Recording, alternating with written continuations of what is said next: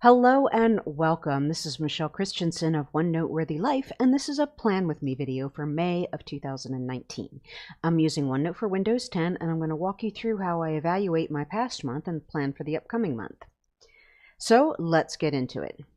Now, if you're new here, if you don't know me, I host the largest OneNote group on Facebook, which is the OneNote Bullet Journal group, and I'm also a blogger at OneNoteWorthyLife.com in addition to being a YouTube creator.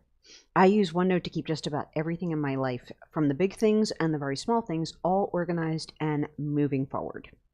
Now, as usual for my Plan With Me videos, I've already done this process, and I'm going to walk you through kind of what I did.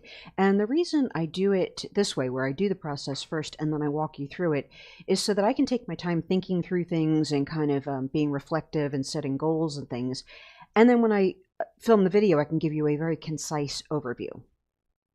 The other reason is that most of the pages that I do for monthly pages are not very elaborate, so there's not much in the way of OneNote tips or tricks to teach you.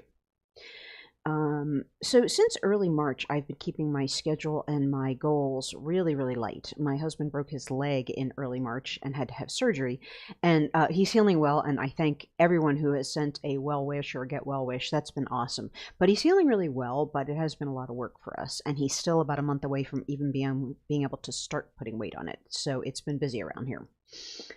So, one of the things I do first is I review my past month. So this is my April review for OneNote Worthy Life, which is my YouTube channel and blog. And I start by just setting up a page with goals on it, and then I add the commentary in a different color as the month goes on. And the color doesn't mean anything, I just use whatever I feel like it. But I like having it colored so that I can tell my commentary from the original thing that I wrote down. So, my first goal for my business and blog was to get my website about page done. I considered not even working on this because, like I said, it's been really busy around here with all the appointments and things because of my husband's injury. So even though this is important, it doesn't have a set deadline. So I thought about just letting this go for the month of April, but it's been kind of hanging around uncompleted for a while, and it's been bugging me. So I wanted to just get it done. So one of the guiding principles I used to complete it in this short time frame was to say, okay, I just want it good enough for now, meaning that I want to be happy with it and I want to feel comfortable and proud when people come to my website and read it, but it doesn't have to be like the best about page ever written. I plan to revisit this in a year or so, and I'll probably have some improvements then, but for now, I'm really happy with it. So my second business goal for April was to host my first guest on the Take Note chat. And if you haven't heard of the chat, I do a monthly live video broadcast here on YouTube on a OneNote related topic. I used to have a co-host, but he stepped away to pursue some other opportunities. And so this was my first month actually having a guest. It went great. I was really, really happy with it. And shout out to Denise Vidoc for making it really easy. And you'll find a replay to her chat session in the description of this video. But that was it for my business goals. And as I said, I've kept March and April and now May really light because of this unusual situation going on. And it's worked really well because I did get to everything on my list and it helped me to not feel overwhelmed. So now on to my personal goals. So one of the first things I do every month is set a calorie goal for myself. I had gained some weight a while back, and I'm working on getting back to a healthy body weight for myself. And what's great about this is that I've been gradually increasing it. So each month I get a little better at it, and I increase it by a little bit. And even with all this medical stuff and the extra running around, I still hit that really easily. So I was very happy about that. My next goal has to do with sleep, and I've been working on my sleep for about a year and a half, and finally in the last month or two, everything has just come together, and I am really sleeping well. So I feel great about it. I'm really happy with it. The only thing I want to continue to experiment with is my bed and wake times, because I'm not sure exactly what the best times for me to go to bed and wake up are. But I'm officially ready to let go of any goals pertaining to sleep, which is great because for a year and a half, this has been one of my biggest sort of ongoing life improvement projects, and now I have room to put something else in the place of that. So my final personal goal has to do with my theme of Be Ready. This was my theme for 2019, and in short, I want to feel more ready for whatever life brings. There's a link to the video where I explain this in more detail, but I just want to be ready for whatever life throws at me, whether it's something good or something challenging or something fun or whatever. I want to be more ready to take things on. And one of the areas that I'm picking to work on this month, under the general umbrella of Be Ready, is to be more on top of my postal mail and paperwork. For a variety of reasons that I detail in that other video, we get a large volume of postal mail and paperwork that we need to process in this household. And it's really something that I hate doing, and so it's been hard for me to stay on top of. And what I did is I decided to try an experiment in April of doing 10 minutes every single day, or the equivalent of that, so I could do like 30 minutes once every 3 days, and track it on a big paper wall calendar. There's a link to a video describing this experiment in this video description, because it was kind of an experiment to try and tackle the mail this way and to track it on this wall calendar. And as promised, I'm going to tell you the outcome of that experiment right now. So I'm pleased to tell you that it went great. This is the completed April calendar, and you can see it's all filled in with the little stickers. So I did hit my goal, and having this reminder in a really prominent place in my work area served as a regular reminder to work on this. It was very visual and was something I kind of couldn't miss. And it also told me at a glance whether I was on track or not. I enjoyed ending my work sessions working on mail and paperwork by putting the stickers up, so that was kind of fun. And it may seem really simple, and you might even be thinking this is more suited to a child, but you know, this type of tracking and reward system worked really well for me. One of the things it did was it made going through the mail feel more finite. That pile just always feels huge and bottomless to me. And this month, instead of trying to get to the bottom of the pile, I was just trying to fill the squares on that calendar, which is very concrete and finite. And it felt better to me. It didn't feel quite as big and looming. So the pile has definitely shrunk, but I still have a ways to go. So another thing I learned in this experiment is just how much time and the level of focus and effort this area of my life requires. I think I was getting frustrated because I had an unrealistic expectation of how long it should take to get through the mail and paperwork. But I think once I'm on top of it, that 10 minutes per day should help keep all this cleaned up and, you know, keep me on top of it. So another thing I learned was the value of consistent effort. I did really good on the first half of the month because I was kind of fired up and motivated. I had just set it up.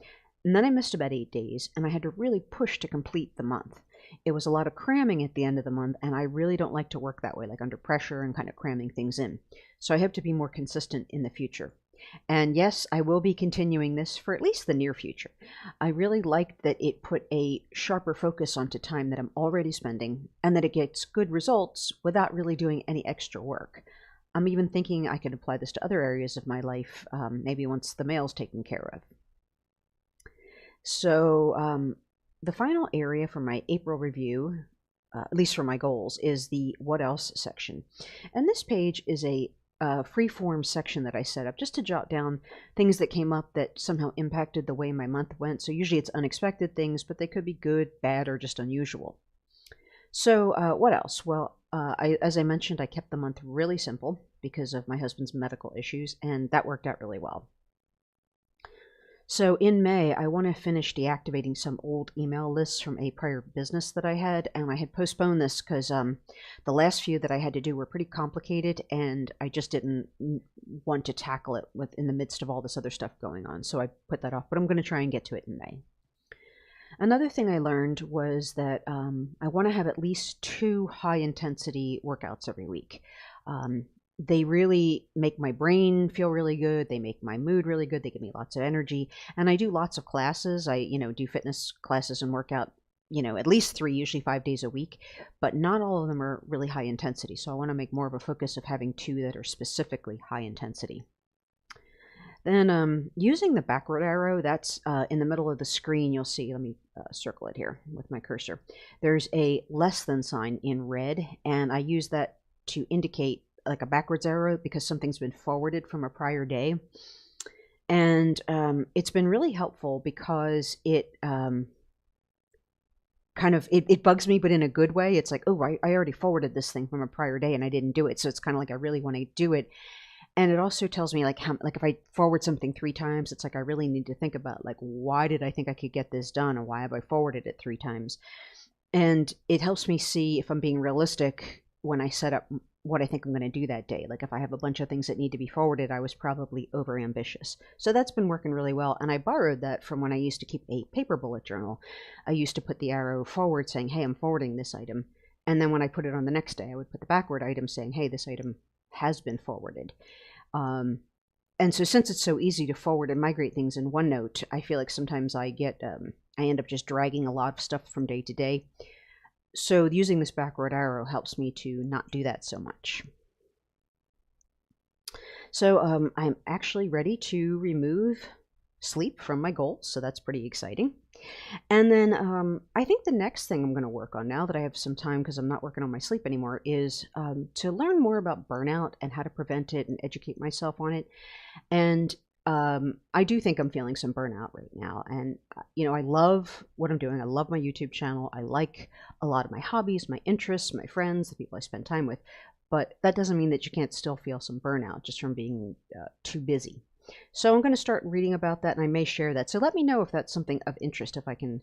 I'm thinking of making some of that into a a playlist on YouTube. So let me know if that's something you'd be interested in. And then the last thing for the April review is to look at my April annual plan.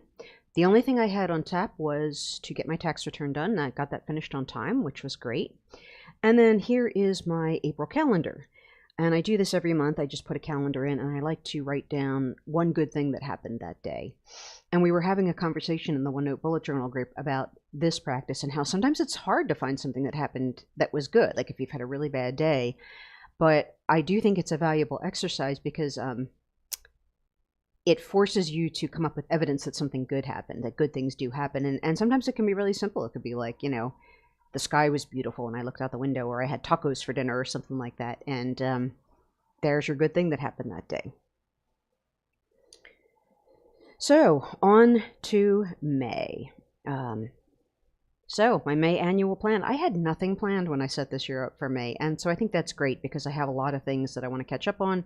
So I'm actually really psyched about that. And I'm glad that I kept this year light. Now I'm going to set my goals for May. So for One Noteworthy Life, which is, again, my YouTube channel and blog, I want to set up a process for hosting guests on my chat. So that way I can keep track of the timeline, like what I need from them, what they need to do, what I need to do, and that kind of thing. And I also want to deactivate those last few email lists. And on the personal front, I'm going to up that calorie goal to 280 per day, negative 280. I'm going to continue the same thing on the postal mail, 10 minutes per day, and I've got that tracked on a wall calendar.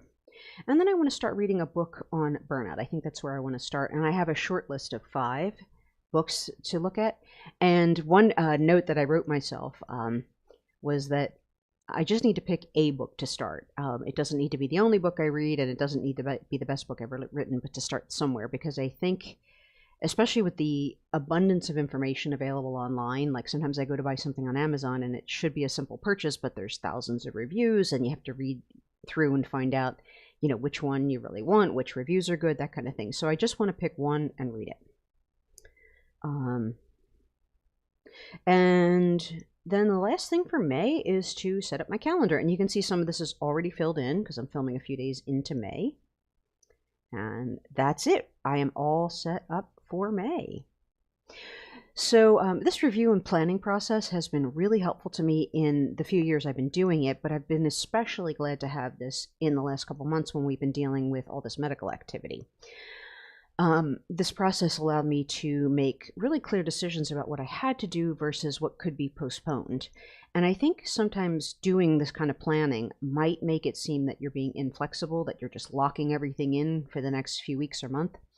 But I found just the opposite. Like, having a plan lets me know what I can give up in order to take on something that is more important.